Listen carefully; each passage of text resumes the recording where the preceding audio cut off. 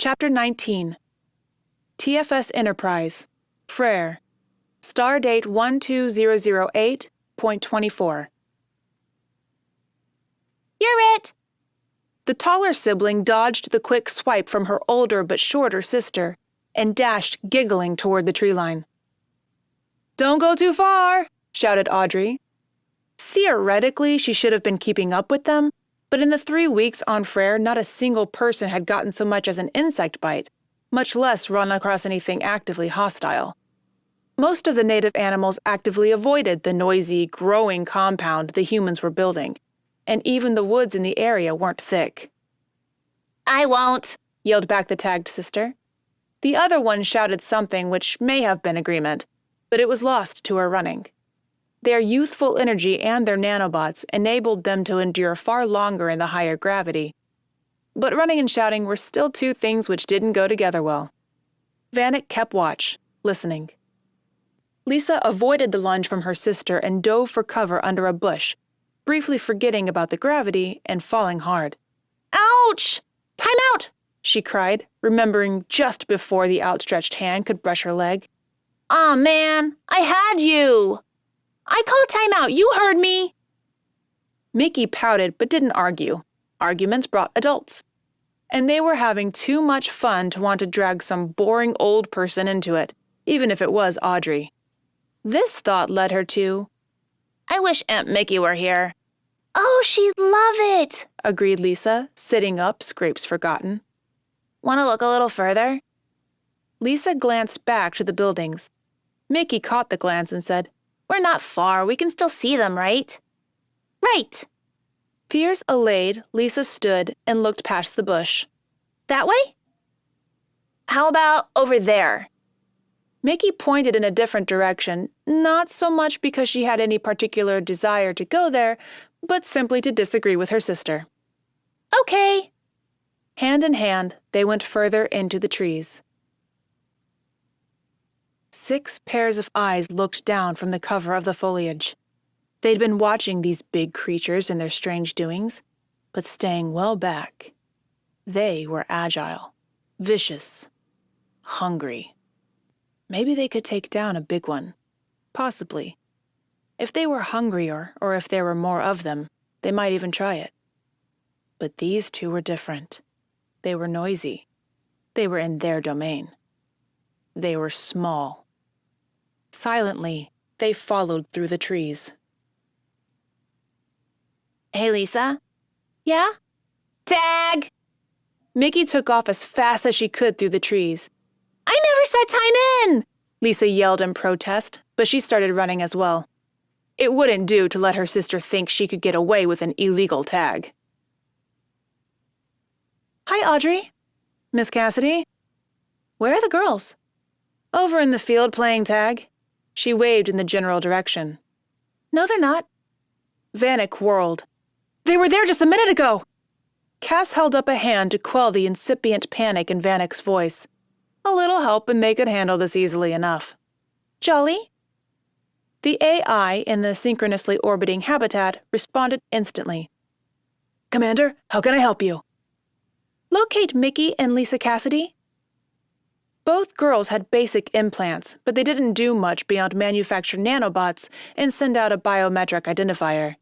The identifier allowed them access to various parts of Enterprise and Njord, and it was this signal Jolly would look for. There was an infinitesimal pause before he answered, Mickey and Lisa are 2.2 kilometers distant on a heading of 117. Thank you. Cass turned, saw the woods, and started trotting. She didn't yell.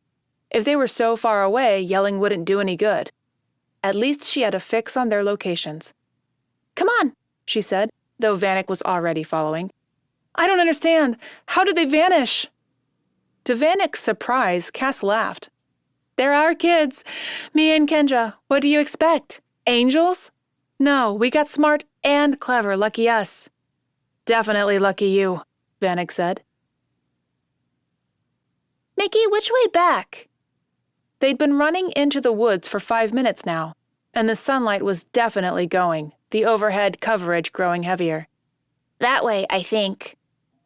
Maybe we should turn around. I don't see the camp. chicken. Am not. Then come on. The stupid, noisy creatures were moving further and further away from the others. Soon, it would be time to pounce. Soon, it would be time to feed. Jolly, am I still on course? Yes, Commander. 1.2 kilometers. If you angle to 175, you may be able to cut them off. Cass changed direction. The trees were starting to close in, and she wished she had time to examine them. Even her limited botanical knowledge was screaming something at her, but she shoved it to the back of her mind for now. Mickey, we're lost. Nuh-uh, it's this way. We just went that way. Mickey's resolve wavered. She'd been thinking the tree in front of her looked familiar. Maybe, she admitted. Let's try this way. She turned and started towards what she hoped was a different part of the forest, but Lisa's hand pulled her to a stop. What? I hear something. What? I don't know. In the trees. 2 pairs of green eyes peered upwards into the unfamiliar leaves without seeing anything in particular. There! Did you hear it? No, but her tone belied her uncertainty. Was there something? Mickey, what is it? Now the sound was clear. The rustling of leaves, the scraping of something, feet, maybe, or claws, against the branches. What do we do? Remember what Aunt Mickey taught us. If you can't see your enemy, get away from it, Lisa completed. This way! Mickey started running, Lisa a pace behind. As chance would have it, they were now headed almost directly away from the landing area, and their mother. The pack sped through the trees. Nothing on the ground could outpace them. Certainly not these clumsy-looking things. Soon. Commander, the children's speed and direction have changed. Altered to 020. Cass broke into a run, difficult as it was in the 1.3 G. Something's wrong, she called to Vanek. Coming! The first creature dropped from the branch and onto Lisa's back, grabbing hold with 6 set of claws, trying to ride its prey to the ground. She shrieked, a wail of terror and pain that brought her sister skidding to a halt. The second creature, which had aimed to do the same to Mickey, instead fell onto the ground, a meter in front of her, its timing thrown off by her stop. It lay on the forest floor, stunned, Mickey staring in shock. In the brief moment she had to look, she saw its long, sinuous body designed to flow through the smallest gap in the branches. The narrow, pointed muzzle, the tails half again as long as the body, and the teeth. Then others were falling from the trees, and there was no more time to look, no more time to think. Aunt Mickey's training took over in Lisa. She threw herself at the ground, twisting in the air to land hard on her back. Her attacker was crushed under her 23 kilograms, the claws spasming once before releasing. 2 more had dropped, though, and were staring at her, while 3 were surrounding Mickey. The sudden silence seemed very loud. And all Lisa could think to do was, "Hold still, hold still, hold still." Then a black and gray blur shot into the tableau and removed one of the creatures, grabbing it, slashing, crunching, and dropping its dead body in what seemed to be an instant and an eternity. Another figure, brown and white, dashed across and landed on the back of the animal behind Mickey, grabbing onto it even as it sprang to pounce. The spring went nowhere, the animal fell, and another crunch marked its passage from this world.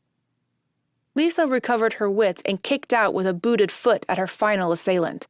It tumbled backwards, stunned. Its disorientation didn't last long, as the black and gray blur was back. This one was dispatched as quickly as the first.